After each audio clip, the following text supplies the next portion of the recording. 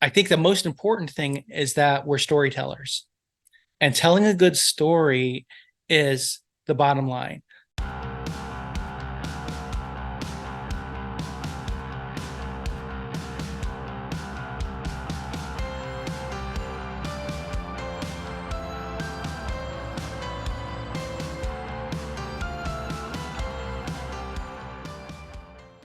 Welcome, everyone, to the very first episode of Beyond the Manuscript podcast. I am your host, Cooper Anderson, and joining me today as our very first guest on the very first episode is an amazing author that I have had the pleasure of working with side by side here at Manuscripts. His novels include Dust of the Dead, Ghost Heart, Nerves, and Night of a Thousand Beasts. He's won the Bram Stoker Award for short fiction for his story Happy Joe's Rest Stop. He is the former president of the Horror Writers Association and a very fun murder mystery player, Mr. John Palisano. How are we doing today, John? I'm doing fantastic. It's great to be here. This is really exciting.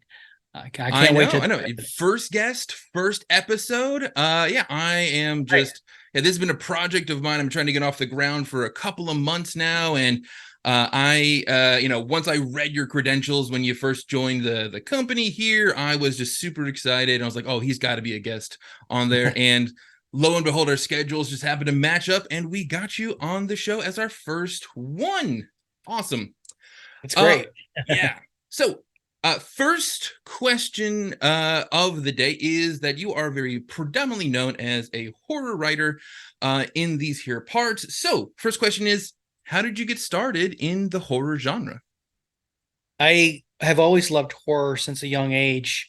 I blame my parents, believe it or not.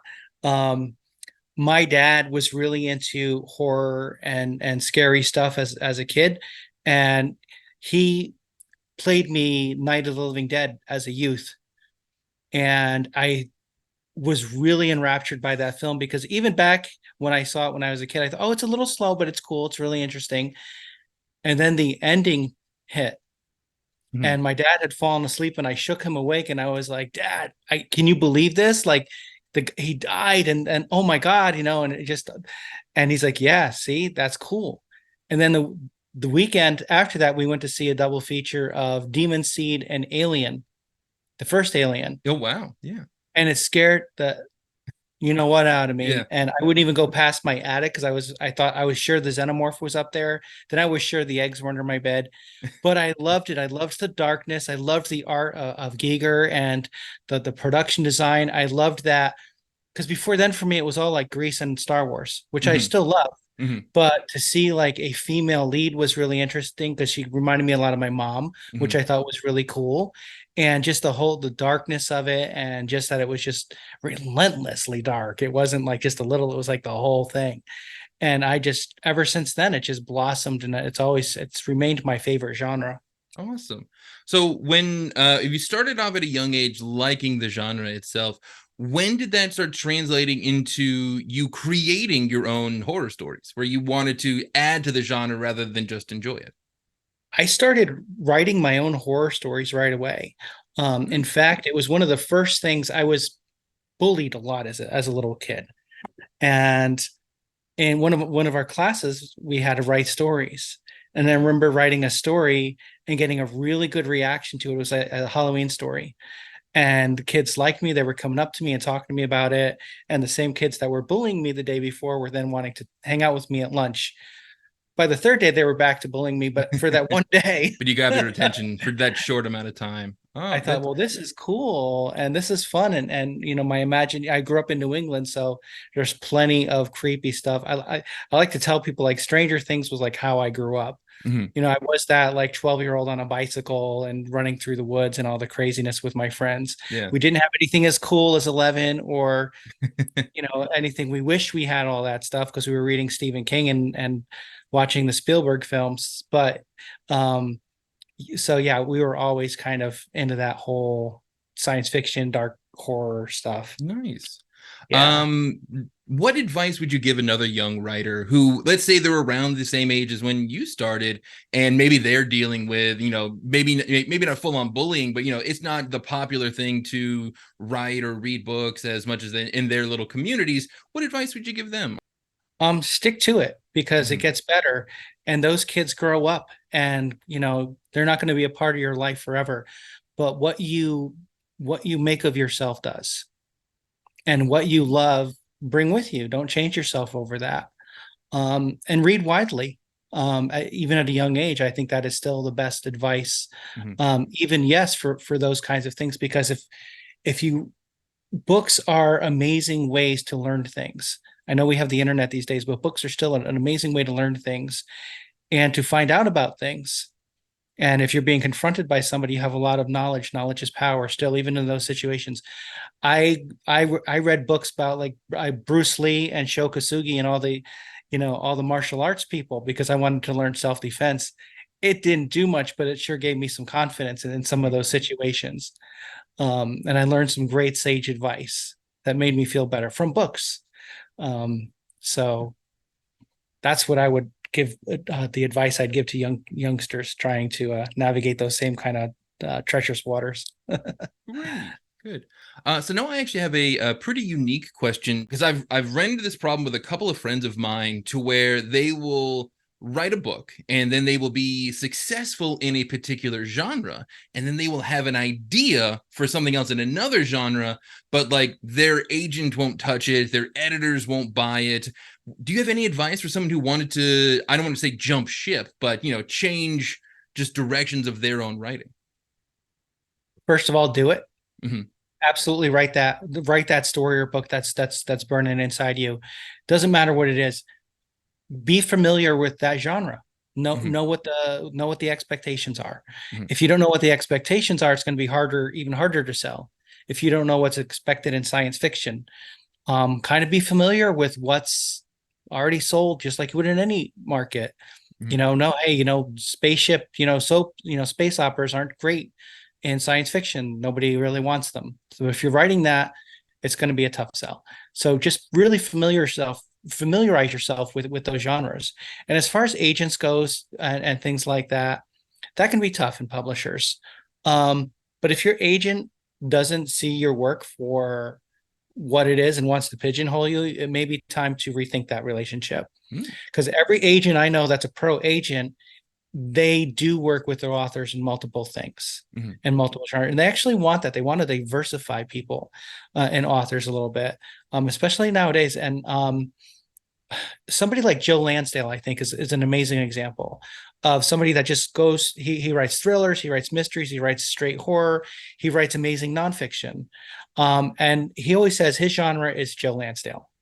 And I always thought that was brilliant because we are our own brands. I think the most important thing is that we're storytellers. And telling a good story is the bottom line.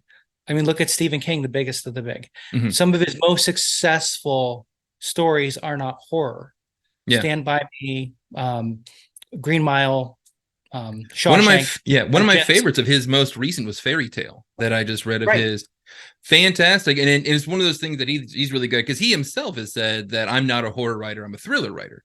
So Mm. he kind of just applies his style of, I guess, horror or thrillingness to different genres. And granted, this one was much more of a fantasy slash actual like fairy tale kind of tropes, but it definitely had very scary elements in it. I don't know if you've read the book or not. I'm not surprised. I mean, if you look at his history too, he's always gone through multiple genres, Mm-hmm. like westerns, and he had many fairy tales that Yeah. were the Eyes of the Dragon. Mm-hmm. The Dark Tower series is straight fantasy in a lot of ways Oh yeah. with horrific elements. But on the flip side, a lot of those genres too have elements that we think of as horror. I mean, if you read Tolkien, some of the scariest stuff, to me, the stuff with Sauron and Mm-hmm. even the Hobbit when they're going down in there, that scared the heck out of me. It Mm-hmm. was so tense and frightening. And what is this creature? Even though we saw the cartoon, it's still terrifying Yeah. when you're reading it. So that to me is like, there's a lot of cross, and of course, mystery. There's such a massive kind of. They're very close, Mm-hmm. and even comedy. Comedy is so close to horror too when you break it down. Mhm. It's a very similar kind of setup and release. So it's really interesting. So I think any agent who tells you you can't jump into another genre, you have to think like, well, what are they doing to me? Are they sticking me into this, category? Yeah. And one of my first editors was Don Doria at what was it at the time? Sam Hain. And I had written Dust of the Dead, and I had the makings of the sequel already mapped out, and I started writing it. And he said, no, no, no, no, we don't want to make you a zombie guy. Do something Oh. different, do something 180. And I always respected that. And I was like a little surprised. He said, no, we don't want to make you the one, you don't want to go down one track, Mhm. even though we could probably, build off that one. Um, I always thought that was really sage advice. Mhm. Same with my publisher, Roy at Bad Moons. He did the same thing. I wrote my first novel with him for Nerves. And I had this whole trilogy plan. He said, no, no, no, do something, again, like try something out of out of that. So you're not just that one kind of one trick pony. Yeah. So, Just because you were speaking about your various publications, do you have a particular work that you're like the most proud of? oh gosh, that's hard. That's like asking about what's your favorite What's your favorite child kid? Kind of, yeah. or your favorite aunt, your favorite pet you've ever had. I always go back to I think Nerves really clicked with me, like what I try to do with a book. I really felt I worked a long time in that world. So I would say that one, if there was only one book that somebody could ever read for me, I would point them to that. And the second, I would go to Ghost Heart.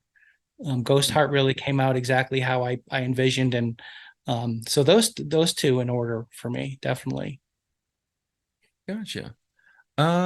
All right. And can you tell us just a little bit on how you one got the position of being the president of the HWA, and then what was it like running a massive organization where the only really common denominator amongst its members is that they're a fan of a certain genre? Right. Well, my history with the HWA goes back almost 2 decades now, and I started out, stuffing bags at conventions. Then I ran for a trustee position on the board. Hmm. And then from there, I ran for vice president. And at one point, Lisa Morton, who was my predecessor, had it and was going to not, she wanted to step down and not run again. So I ran, and I was a little nervous, and there were two other people who I won't out them, who said they were going to run for president, and they saw what that entailed, and they didn't run. So by default, I was like, oh no, because I thought this other person who was quite a big name author, I'm like, oh, they're going to win Yeah, in that's a all. landslide just on Yeah. popularity alone. And then when they didn't run, I was like, oh no, what have I done? Because it is There's like a meme out there. It was like, I didn't think I'd get this far. I don't know how did this right. happen. Yeah, that kind of thing. Right. And I was always the guy, who had his hair in his face and played in the bands and kind of hid and was not the big type A aggressive, outspoken kind of person. So for me, it took some serious adjustment. But, to answer your question, what is it like and what does it entail? A ton of emails, a ton of messages, Hmm. um, lots of correspondence, and just liking people and liking authors. I think every time I was in a tough situation, I thought, what what would an author need me to do at this point? What is in their best interest? And I think that was the thing that kind of kept me grounded. Was I perfect at it? No. Did I make mistakes? Sure. But I think generally speaking, um, that that is the hardest thing to manage. Is just the sheer amount of correspondence that you need, and people need you, and it's 24/7, because it's not just people think it's horror writers of America, but it's international. Mm. So there'd be people in Italy and Australia and Iceland, believe it or not, who are writing me at all hours with crises, Hmm. So it was never ending, 7 days a week. Holidays don't matter. American holidays don't mean anything to Germany. Yeah. They're like, what is this, this day you have, this 4th of July, who cares, or whatever. Um, my publisher didn't pay me, so we need to deal with it now. I'm like, oh my Ooh, God. yeah. So but I think you get to help a lot of people, and I think that's the biggest thing too. and it's not a paid position. Hmm.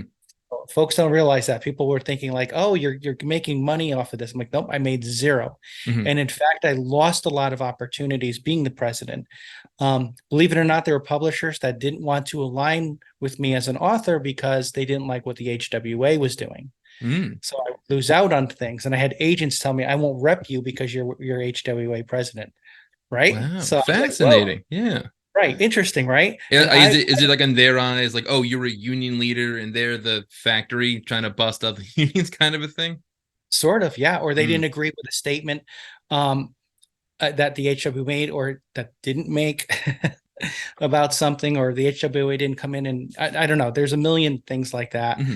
and it's weird. But I think if the good far outweighed any of that kind of stuff, the opportunity to help so many people and to really make a difference, like to get health insurance for authors. Hmm. We saw a huge change in diversity. Horror has always welcomed the traditionally disenfranchised. Yeah. And for years, we've had a lot of that. We're the first organization to really have a very welcoming mix of people, and it's just grown more and more and more and more. And it's amazing to see. And I think that's another important thing that horror traditionally has offered. I know the other genres are working on it, Hmm. um, but it's still you know You were the first to the door, we basically. we understand when people feel like they're monsters. Oh, I love that. That's such a good line. That's so good. So you mentioned this before, and because this is kind of a relevant topic over the last couple of years in publishing on what happens when a publisher does not pay royalties or whatever to an author.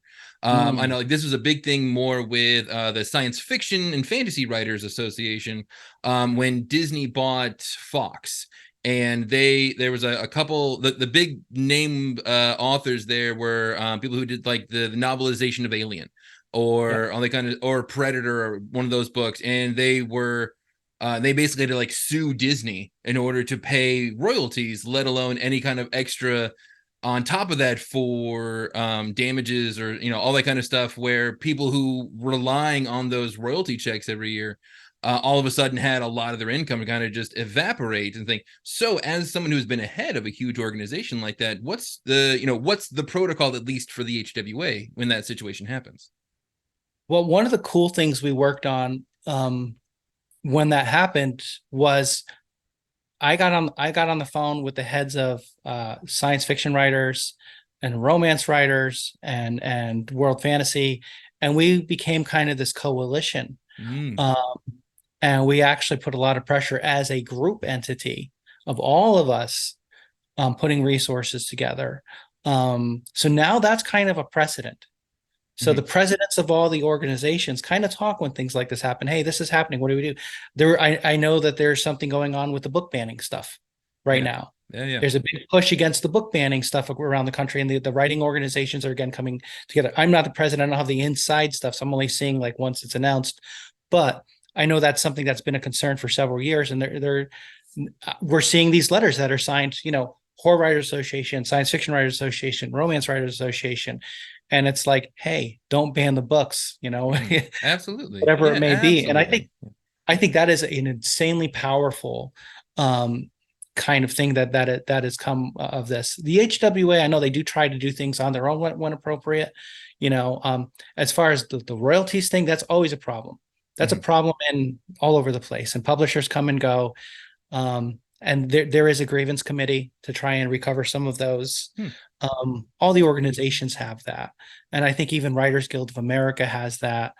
Um, and the Fiction Writers Guild, there's a lot of them have resources like that now. And the other thing that is really good is social media with that, because there's a lot of on the pages, there's a lot of like kind of writer beware was out for a long time, Hmm. and they didn't just cover science fiction, they covered all publishers, like, hey, there's horror publishers and paying people. So I always urge people before you submit to do your research.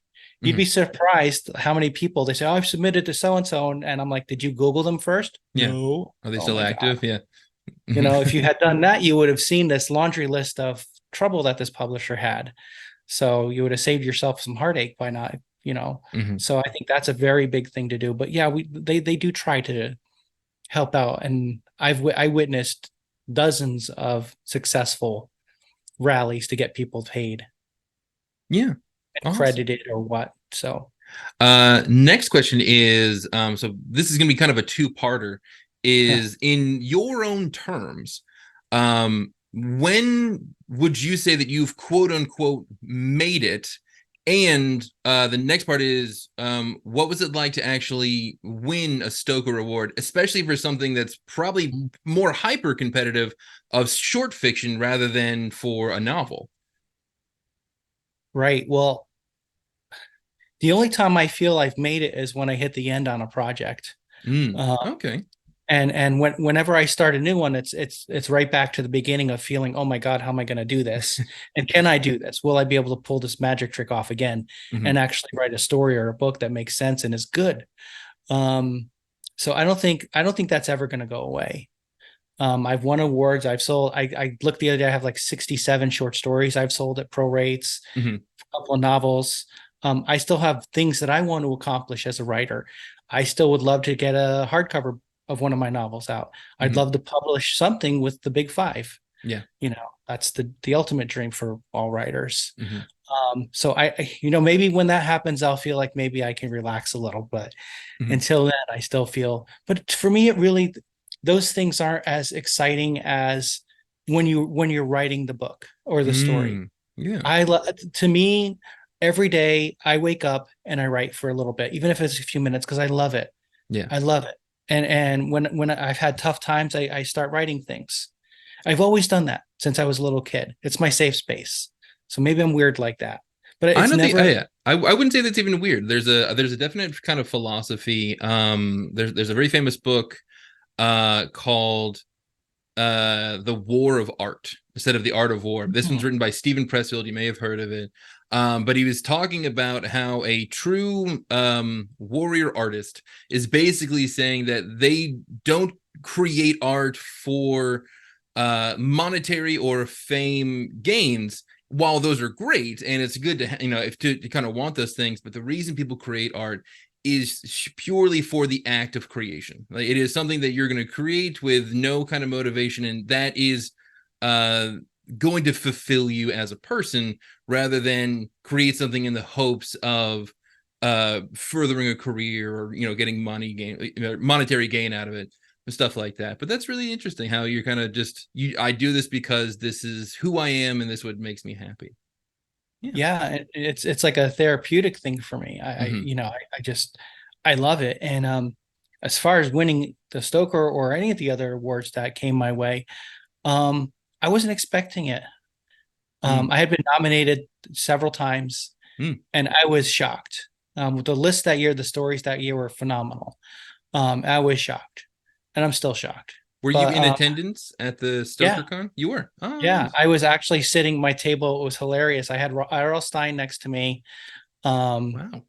uh, Anne Sterling, Rod Sterling's daughter, Yeah. and Tony Timpone from Fangoria. Wow. And Oh, we that's were all fun. just Yeah. messing around and stuff. And And you they know, read out your name, and you're like, all right, I guess I gotta go. I was almost embarrassed. Like I didn't want to leave. I was having so much fun. And I was like, they're like, hey, come up here. I was like, oh my God. Um, and they give you the award and you have to carry it back to your seat. It's Hmm. very like embarrassing. Hmm. And for those of But you, yeah, sorry, I was gonna say for the members of the audience who don't know that the Stoker Award, if I remember correctly, it's like a house, right? And like, yeah, yeah, it's like a house shape. And does the door open or not? I can't it, remember. the door does open. It's called the Usher. So it's, The it's Usher. designed after the House of Usher. And the I door see. is open, and it's engraved with the winning name and Hmm. of the work and the author and the year. That's so And they're cool. really, really heavy. Yeah. So beautiful awards. They're gorgeous. Nice. Um, but yeah, for me, it was a very weird thing because I lost my father a couple of days later. Oh no. And for me, it was like kind of like this really weird, strange This big thing. roller coaster of a Yeah. weekend. Yeah. Yeah. So it was a really strange thing. And Vegas, it was a really weird convention. And I remember being out like 3 o'clock in the morning, like just talking to people. And somebody ordered pizzas. And when they opened the pizzas, all these bugs came out. Wow. I swear I was like, is the devil here playing a fiddle or something? I mean, it was weird, and it was like 110 degrees at 3 in the morning. It Mhm. was the weirdest like thing. Everything like was so weird and bizarre. Just kind of So, surreal. Yeah. and then I came back and I checked my email, and there was like no like invites into, Stephen King's house to hang out or anything like that. It Mhm. was just kind of like, well, I've just got to start writing again and working Yeah. again. You're back to who you are, a couple of days later, and you put that thing on the shelf. And I hid mine because I felt like it was kind of like intimidating me. Oh, Um, it's like, oh, that's like a new standard you don't have to yeah, get yourself up to again, even though, like, by your own words, you're like, oh, I kind of fell backwards yeah. into this award win. Oh, wow. Wow. And the first, I had a rejection on a story I'd been waiting for months. And the rejection letter said, I expected more from a Stoker winner. Oh, wow. Wow. And I That is was like, harsh. That's a hard, ouch, that is a harsh ouch. letter. So I said, this thing is going to go away. I'm going to forget about this. I'm going to pretend I don't have anything. And this is my Mhm. first story. And I have to just start all over again and prove it again. Gotcha. So I think that's, it's a weird, I don't know. For me, it was a weird kind of a thing. Mhm. God, But those rejection letters, they will humble you like no, like nobody's business for sure. they don't care. They don't I care know what you've they, done yeah. or Uh, yeah. Next one is, what are you currently reading right now? Oh, I am reading. I am reading the new. I'm reading the new book by Krista Carmen. The name escapes me. It's coming out. It was supposed to come out for October, but it's a gothic, kind of a meta gothic book that I'm Interesting. really enjoying. Ooh. So yeah, so Yeah, now you're at, are you getting ARC copies or advanced reader copies for people at home? Sometimes. sometimes I do. Sometimes I go on NetGalley, and sometimes I request them because I try to review my peers' stuff in my newsletter and promote them, Mhm. a couple every month. So it's a little thing, but I think it can help. Every little bit helps. Definitely. All right. Well, John, we are kind of running out of time here. I don't want to keep you Oh, too okay. long. Where can people find you and your stuff? All right. Well, everything's at johnpalisano.com, which is my website. From there, there's a big bibliography. You can also sign up for my newsletter dispatches, and every month you can find out exactly what's going on in my writing world. So Awesome. that's where I'm at. And I'm on all the social medias too. So you Mhm. can easily find me. Type in my name, I'm there. And you're there. Pretty Awesome. accessible. Very cool. And that is going to do it for us today, everyone. I'd like to thank John Palisano for being our very first guest of the show. Let me know in the comments down below, what is your favorite horror story? If you like what I do here, please hit the like and subscribe button. As always, episodes are brought to you by Manuscripts. Manuscripts never write alone. Thank you again, John, for showing up today. And for everyone at home, see you later. Bye. Thanks for having me. It was awesome.